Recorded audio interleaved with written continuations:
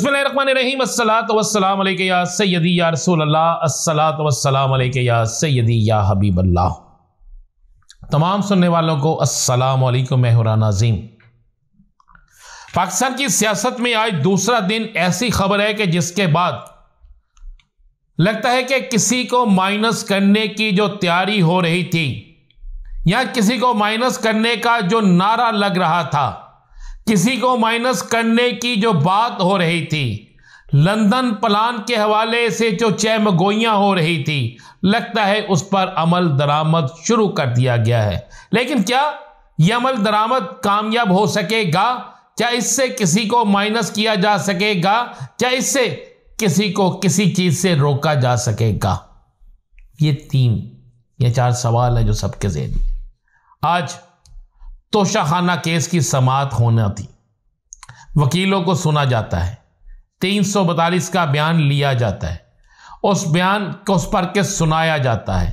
ये सवाल जवाब होते हैं, ये आइन और कानून के मुताबिक चीज़ें होती हैं। लेकिन क्या होता है कि सुबह सरबरा पीटीआई पेश होते हैं, हाजिर लगाते हैं और उसके फौरी बाद उन्हें सज़ा सुना दी जाती है। और क्या कमाल सजा है! मेरे तो ये मैं सोच के बिल्कुल ज़हनी तौर पर मफलूज हो गया हूं कि साइफर जिसे कहते थे कौमी सलामती का मामला है, उसमें सजा कितनी है और तोशा खाना उसमें सजा कितनी है। तो इसका मतलब यह हुआ कि तोशा खाना बड़ा केस हुआ ना।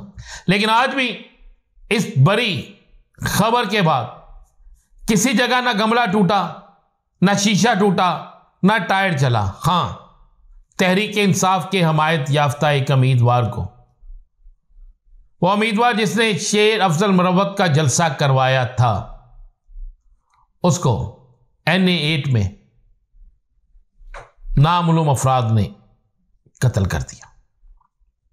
2 हल्कों में वो इलेक्शन लड़ रहा था। सरबरा पीटीआई का वो बहुत करीब तरीन साथी था, एक्टिव तरीन नौजवान था, और उसे कत्ल कर दिया। कातिल कौन, इसका फैसला तो तहकीकात में हो जाएगा। लेकिन जब इलेक्शन में ऐसे वाकयात होना शुरू हो जाएं, तो उससे बहुत सी चीजें सामने आना शुरू हो जाती हैं। बहुत से इदारों के लिए चैलेंज बन जाते हैं। बहुत से इदारे खुलकर उस पर बात करनी शुरू कर देते हैं। सरबरा पीटीआई की सजा के बाद उनकी बेगम को मिली सजा, बुशरा बीबी की सजा। बुशरा बीबी ने एक नई रवायत कायम की कि खुद जेल में पेश होकर जेल आ गई और अपने आप को सरेंडर कर दिया। वो जो एक बात चलनी थी कि भाग गई, छुप गई, ढूंढो, लेकिन उन्होंने अपने आप को पेश करके ये साबित कर दिया कि वो कानून की पासदारी करते हैं। यहाँ पर मुझे वो भी दिन याद आते हैं जब नैब के दफ्तर पर पथराव होता था, जब नैब के दफ्तर पर पेशी के दौरान हमला होता था, जब नैब के दफ्तर पर पेशी के दौरान पूरा एक जुलूस आता था। लेकिन वक्त की बात है, वक्त गुजर गया।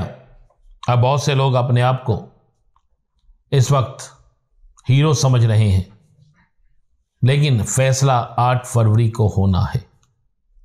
लेकिन उससे पहले एक बड़ी डेवलपमेंट होने जा रही है। आज तहरीक इंसाफ का चारों सूबों में और वफाक में जनरल हाउस इजलास था।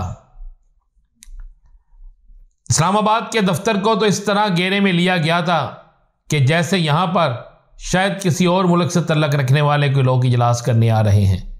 इजलास हुआ, इजलास में राउफ हसन साहब को चीफ इलेक्शन कमीशन बनाया गया, यानी intra party election, Tehreek Insaf के इंट्रा पार्टी इलेक्शन होने जा रहे हैं। और यह सारा कुछ आइन और कानून के मुताबिक उन तमाम चीजों को सामने रखकर, जिस पर फैसले में जो कहा गया था, जिस पर फैसले में जिक्र आया था और जिस पर तनकीद की गई थी, जिस पर नौरीन ने भी रोते रोते कहा था कि मैं इस जमात की मेंबर थी, मुझे नहीं बुलाया गया। अब इस इलेक्शन में हिस्सा लेने के लिए नौरीन समेत सबको खुली इजाजत होगी। अकबर एस बाबर समेत सबको खुली इजाजत होगी और इलेक्शन को चारों सूबों में और वफाक में करवाया जाएगा। जो इलेक्शन जीतेगा, जो पैनल लेकर आएगा, वो इलेक्शन के विनिंग पोजीशन का हकदार होगा। अब ये इंटर पार्टी इलेक्शन किस वक्त कहां पे होने हैं, क्या इनकी डेट अनाउंस होनी है, यह भी अगले 24 घंटों में सबके सामने आ जाएगा। लेकिन एक चीज बड़ी क्लियर है, एक चीज बड़ी वाज़ेह है कि आज सजा के बाद तहरीक इंसाफ के सरबराह ने एक बड़ा मैसेज भेजा। उस बड़े मैसेज में यह था कि आपने कुछ नहीं करना, कोई एहतजाज नहीं करना, 8 फरवरी को अपना वोट जरूर कास्ट करना है। दूसरी तरफ आज 2 और बड़े बयान सामने आ गए हैं, जिससे नजर आ रहा है कि खिचड़ी कुछ और पक रही है। बिलावल भुट्टो जरदारी खुलकर तनकीद कर रहे हैं मुस्लिम लीग नून पर। हर जलसे में कह रहे हैं कि किसी सूरत में मैं इक्तदार में उनके साथ नहीं जाऊंगा। बार बार कह रहे हैं कि नवाज शरीफ का रास्ता रोकना है, जबकि दूसरी तरफ उन्हीं के वालिद मोहतरम आसफ अली जरदारी साहब बाकायदा ये ऑन रिकॉर्ड कह रहे हैं कि हम किसी भी सियासी जमात के साथ मिलकर, उसमें मुस्लिम लीग नून भी शामिल है, किसी भी सियासी जमात के साथ मिलकर आइंदा हुकूमत बना सकते हैं।